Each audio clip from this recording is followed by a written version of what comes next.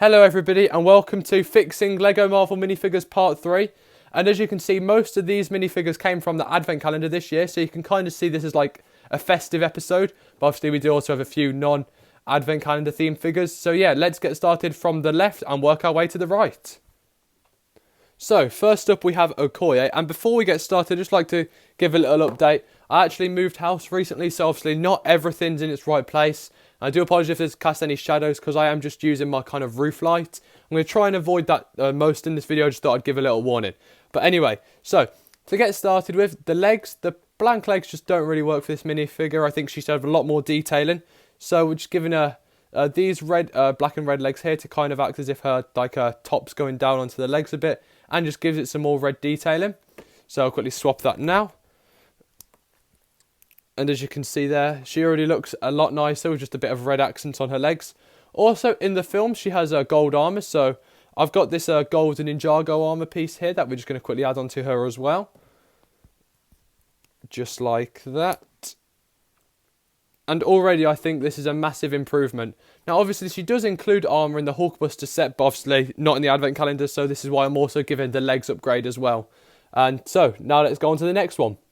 Next up we have Captain America, and we're going to be changing the legs on him as the unprinted legs just don't work very well for the suit that they're trying to represent. So I'm actually going to take these dual moulded red and blue legs from Builder minifigure, and I'm going to put them on Captain America to give him some red boots, just like this. And I think this makes him look a lot nicer. Obviously it adds a lot more red to the suit. Ideally dark red instead of regular red would work a lot nicer, but I still think this works just fine. Next up we have Wong, and this is a very nice minifigure, except for there are unprinted legs, and obviously they've not given Wong any hair. So the hairpiece I'm going to use on Wong is the same one I actually used on my custom minifigure. Both of these parts are coming from my custom minifigure just because they had a little bit more detail. And that is just this hairpiece like so. Because obviously Wong doesn't have very long hair, and I think this kind of suits him. Also, there's no leg printing, so I'm just going to take these legs from my custom Wong, which use the same hip piece as the suit I used on the legs I used on Okoye. So yeah, you just swap out the hips, and then it just adds a little bit more detailing onto the actual minifigure, as if like his cloak or cape kind of comes down onto his legs. Next up we have Iron Man, and this is one of the coolest Iron Man figures I actually own. Except for, I don't actually like the helmet. This is the first kind of like new helmet I got. And I was going to wait until I had it in person before I judged it. And after having it in person, I prefer the older ones. So that's all we're going to do for this. We're going to take off this ugly new helmet and swap it for one of the better older ones. And I think that just improves the suit so much. I do think ideally the eyes I'd use white eyes like on this suit. But I still think it looks much better than whatever this helmet is that Lego have started to use now. Now we have SpiderMan in his Christmas jumper, and we're going to do something a little different for this custom. We're actually going to take off the SpiderMan head and kind of turn him into Peter Parker, as I just think that will be just a bit better. So we've got this headpiece and hairpiece as well to kind of make it look like Peter Parker's wearing a Spider-Man Christmas jumper, which I think looks quite nice. So next up we have Black Widow in her Christmas jumper, and what we're going to do for this minifigure is we're going to swap her legs to make it look like she's just put her Christmas jumper on top of her regular suit. So the legs we're going to use are these legs from the Star-Lord and Gamora from Guardians of the Galaxy Volume 2. They just had a nice bit of detail, and I think they'll work quite nicely on top of this Black Widow minifigure. So swapping them over like so.